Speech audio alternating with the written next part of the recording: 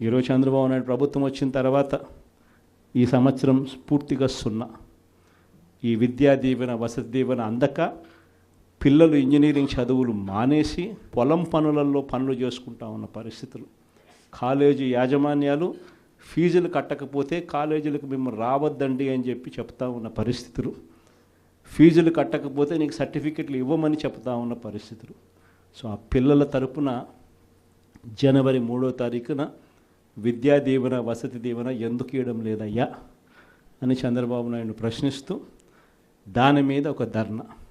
So ఈ 3 programmes ఈ జనవరి 3వ తారీఖు వరకున మనం ప్రోగ్రాముల్లో అనౌన్స్ చేసినాం. ఈ 3 ప్రోగ్రాములు విజయవంతం చేయడంలో మీ పాత్ర చాలా అంటే చాలా అవసరము, చాలా అంటే చాలా క్రిటికల్ అన్నది కూడా ప్రతి ఒక్కరూ కూడా గమనించవలసిందిగా మీ అందరితో కూడా సవినీయంగా కూడా ప్రార్థిస్తా ఉన్నా. ఇది కాక నా ప్రోగ్రాంలు పార్టీ బిల్డింగ్ గురించి కూడా చెప్పాలి. ఎందుకనంటే మన పార్టీ గ్రామ స్థాయిలో కూడా మన పార్టీ బలంగా ఉంది. కానీ బలంగా ఉన్న ఈ పార్టీని ఆర్గనైజ్ స్ట్రక్చర్లోకి తీసుకొని రావాలి. ఆర్గనైజ్ స్ట్రక్చర్లోకి తీసుకొచ్చే కార్యక్రమంలో భాగంగా పార్టీలో క్రియాశీలక మార్పులకు ఇప్పటికే నాంది పలికినాం. నా ప్రోగ్రాం కూడా సంక్రాంతి తర్వాత జనవరి 3వ వారం జనవరి 4వ వారం నుంచి నా ప్రోగ్రాం కూడా ప్రతి పార్లమెంట్లోనూ నేను కూడా వచ్చి 2 రోజులు అక్కడే నిద్రపోతాను. ప్రతి బుధవారము ప్రతి గురువారము ఒక్కో పార్లమెంట్ నియోజకవర్గంలో అక్కడే ఉంటా. బుధవారం 3 నియోజకవర్గాలు, గురువారం మరో 4 నియోజకవర్గాలు, మొత్తంగా ఆ 2 రోజులు అక్కడే ఉంటూ శుక్రవారం కూడా అవసరాన్ని బట్టి అదే జిల్లాలో ఉండే కార్యక్రమం చేస్తూ ఉన్నాం. ప్రోగ్రాం కూడా మనం పెట్టబోయే ప్రోగ్రాం పేరు కూడా కార్యకర్తలతో జగనన్న పార్టీ బలోపేతానికి దిశానిర్దేశం అనే పేరుతో ఆ ప్రోగ్రాంలో పార్టిసిపేట్ చేసే కార్యక్రమం చేస్తూ ఉన్నాం. యుద్ధం అంతా ఎలా ఉంది అని అంటే విపరీతమైన చంద్రబాబు నాయుడుతో యుద్ధం చేయడం లేదు. మనం ఓ ఈనాడుతో యుద్ధం చేస్తున్నాం, ఓ ఆంధ్రజ్యోతితో యుద్ధం చేస్తున్నాం, ఓ TV5తో యుద్ధం చేస్తూ ఉన్నాం. వీళ్ళందరూ కాకుండా ఒక చెడిపోయి ఉన్న ITDP అనే ఒక వ్యవస్థతో కూడా యుద్ధం చేస్తూ ఉన్నాం. వీళ్ళంతా ఏంది, రోజు డైవర్షన్ పాలిటిక్స్, నెల ఒక డైవర్షన్ పాలిటిక్స్. ఒక అబద్ధం వేస్తారు, ఆ అబద్ధాన్ని మనం తుడుచుకోవాలి.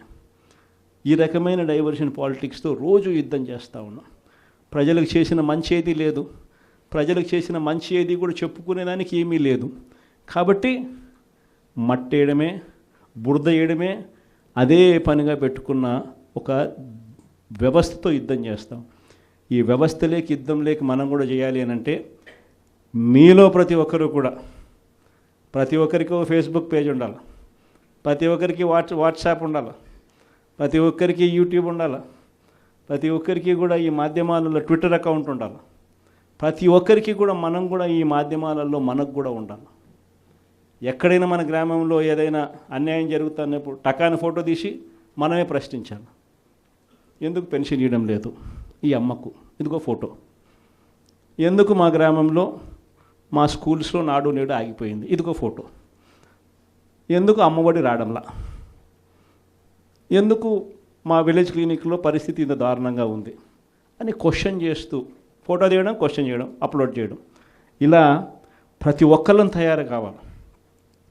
ప్రతి ఒక్కళ్ళం కూడా ఆర్గనైజ్ పద్ధతిలోకి మాదిరిగా పోయి గ్రామ స్థాయిలో మనం ప్రజలకు దగ్గర కాగలిగే కార్యక్రమం ఖచ్చితంగా జరగాలి. లేకపోతే వీళ్ళు చేస్తూ ఉన్న వక్రభాష్యం మామూలుగా లేదు.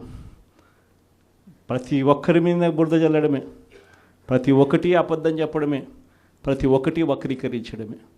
దీన్ని తిప్పికొడుతూ ప్రజలకు దగ్గరగా ఉండే కార్యక్రమం దగ్గరుండి మనం చేయాలి. కాబట్టి ఆర్గనైజ్ స్ట్రక్చర్లో మిమ్మల్ని అందరినీ కూడా భాగస్వాములు చేసే కార్యక్రమం. రెండో విషయం మీ అందరికీ కూడా చెప్పడానికి అందరినీ కూడా రమ్మని చెప్పడం జరిగింది.